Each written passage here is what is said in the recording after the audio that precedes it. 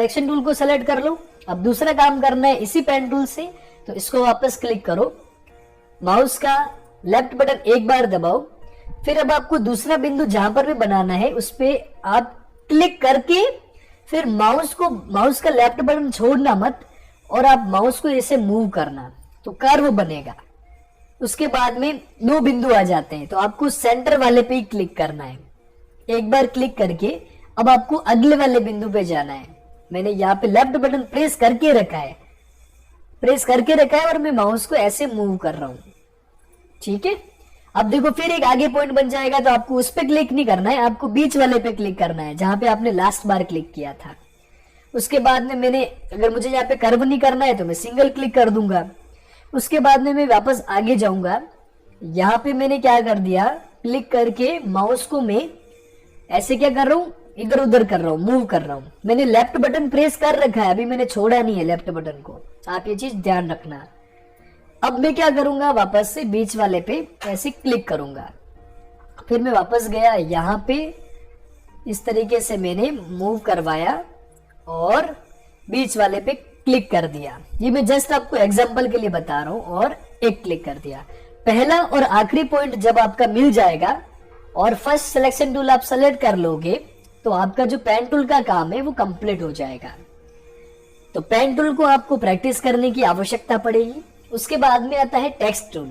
आप कोई भी टेक्स्ट लिख सकते हो, सेलेक्ट करो, ऐसे बीच में कहीं पर भी आप क्लिक कर दो और आप जो भी लिखना चाहो, जैसे ABC मैंने लिख दिया और फर्स्ट सिलेक्शन टूल को मैंने सेलेक्ट किया, और आप जो भी बनाते हो उसको मूव करने के लिए पहला टूल दे रखा है, उसको पकड़ के ही आप इस तरीके से मूव करवा पाओगे। अगर आपका टेक्स्ट टूल सेलेक्ट है और आप इसको मूव करवाना चाहोगे ना, तो नया यहाँ पर क्या होगा, आप टेक्स्ट लिख पाओगे, मूव नहीं कर पाओगे। इसलिए मूव करने के लिए पहला टूल है, उसको लेकर ही आप मूव कर सकते हैं। टेक्स्ट का कलर चेंज करना है तो टेक्स्ट को सेलेक्ट करो, इस तरफ प्रॉपर्टी आती है, फिर आप यहाँ से चेंज कर पाओगे, यहाँ से बाकी का सारा काम हो पाएगा, है ना। फॉन्ट वगैरह चेंज करना है तो भी यहाँ पे देखो फॉन्ट्स मिलेंगे आपको, मैं दिखा देता हूँ। इस तरफ ये नीचे आ गया ऑप्शन, और मैं आपको कुछ और दिखाता हूँ। ये जो कैरेक्टर्स लिख रखे हैं ना, ये आते हैं फॉन्ट्स, यहाँ से आप फॉन्ट्स चेंज कर सकते हो। ओके, तो यहाँ पर आप एक एक करके सारे ट्राई करना। फर्स्ट टूल मैंने सेलेक्ट कर लिया। अब देखो मैं सारे टूल्स एक बार आपको बता रहा हूं, तो आपको ये खुद भी प्रैक्टिस करना है। ऐसे नहीं कि क्लास बड़ी बन रही है तो आप इसको स्किप कर देंगे। अब उसके बाद में आता है यहाँ पर पेन बकेट टूल। इसका इस्तेमाल क्लास नंबर 10 के अंदर किया गया है। कभी स्ट्रोक अगर हट जाता है तो पेन बकेट टूल का इस्तेमाल करके ये जो बॉर्डर है ना, उसको हम वापस ला सकते हैं। आई ड्रॉपर टूल, ये भी हम आगे क्लास नंबर 10 के अंदर जानेंगे, क्योंकि कैरेक्टर डिजाइन करना क्लास नंबर 10 से बताया गया है। बाकी अभी ये सारी बेसिक क्लासेस है। उसके बाद में यहाँ पर एक टूल और आता है, असेट स्वाप टूल। इसका एक यहाँ पर असेट वार्प टूल है, इसका इस्तेमाल भी आगे बता रखा है। और आता है यहाँ पर ये मूव टूल, हैंड टूल भी बोलते हैं इसको। इसका मतलब ये होता है कि आपने जो सीन बनाया है, जूम आउट करके उसको आप ऐसे सीन को ही पूरा मूव करवा सकते हैं। और इसका मतलब ये होता है, नीचे जो टूल है इसका मतलब है जूम इन जूम आउट करना। इसको क्लिक करके आप ऐसे जूम कर सकते हो, माउस का लेफ्ट बटन दबा के, और राइट बटन दबा के आप क्या कर सकते हो, ऐसे जूम आउट कर सकते हो। ओके, तो ये सारा मैंने आपको बता दिया। यहां से भी आप सेलेक्ट कर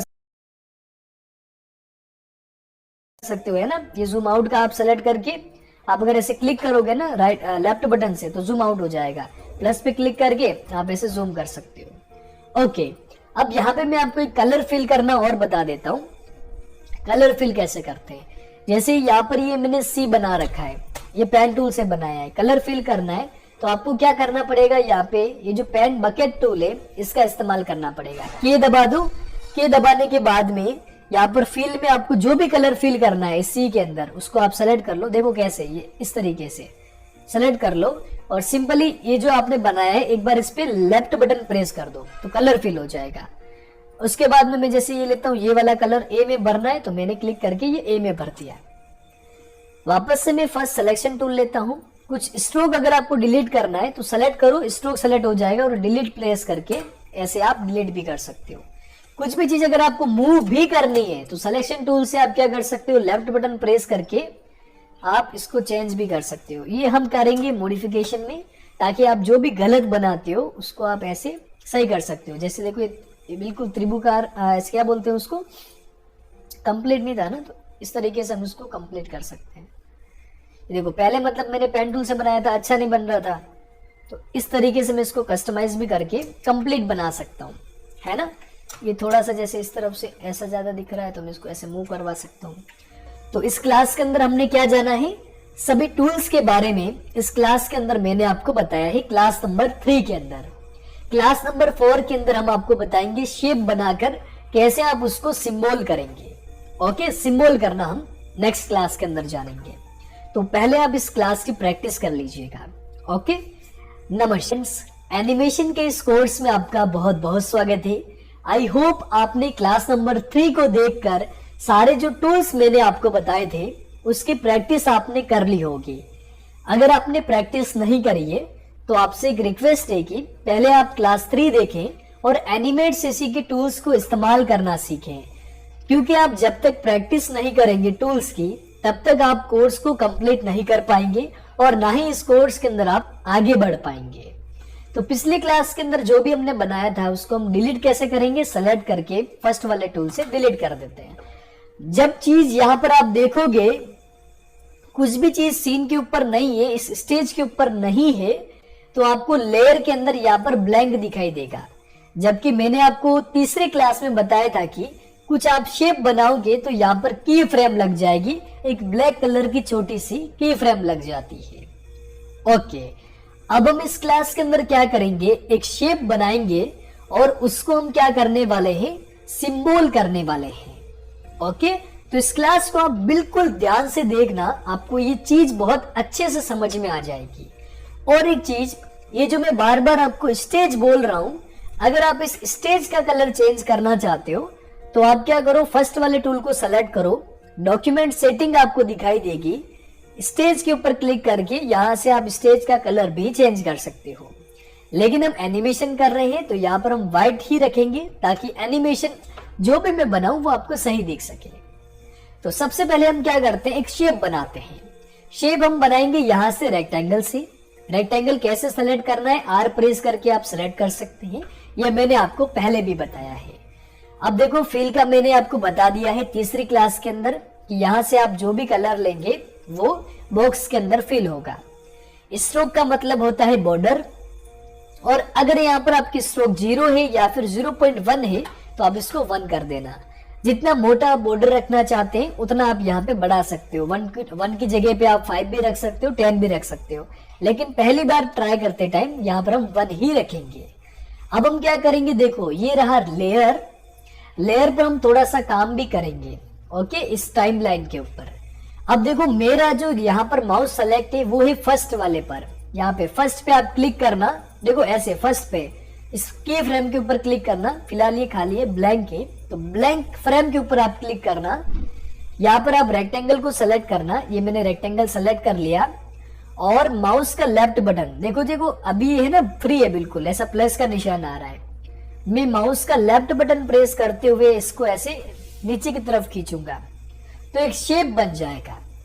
अब इस शेप को मुझे वापस सेलेक्ट करना है ना। अगर मैंने अभी इसके ऊपर 2 बार क्लिक कर दिया ना, एक बार मैंने और क्लिक कर दिया, ऐसे मैंने क्लिक कर दिया तो एक और शेप बन जाएगा। अगर आप इसको सेलेक्ट करना चाह रहे हैं तो सबसे पहले फर्स्ट वाले टूल को आप सेलेक्ट करोगे, सिलेक्शन टूल को, तभी ये जो आपने बॉक्स बनाए हैं वो ऐसे सेलेक्ट होंगे। मैंने आपको तीसरी क्लास में बताया है कि अगर आप केवल एक बार क्लिक करोगे तो अंदर का पार्ट ही सेलेक्ट होगा, इस अंदर वाले पार्ट को ही आप सेलेक्ट कर पाएंगे। और अगर आप जैसे अगर कुछ मिस्टेक करिए तो आप कंट्रोल Z करके पहले जैसा कर सकते हैं। हाँ, अब जैसे यहाँ पर आप शेप और स्ट्रोक दोनों को सेलेक्ट करना चाह रहे हैं तो 2 बार फास्ट क्लिक करो, आपका ये जो पूरा शेप है वो सेलेक्ट हो जाएगा। ठीक है, और मैंने आपको बताया कि कुछ आप अगर शेप बनाओगे इस स्टेज के ऊपर, है ना, इस व्हाइट पार्ट के ऊपर, तो ऐसी एक ब्लैक कलर की फ्रेम लग जाएगी। ठीक है, तो यहाँ पर मैंने शेप बनाना आपको बता दिया है। अब हम करते हैं इसको सिंबल। सिंबल क्या होता है, एनिमेशन के अंदर काफी ज्यादा जरूरी है।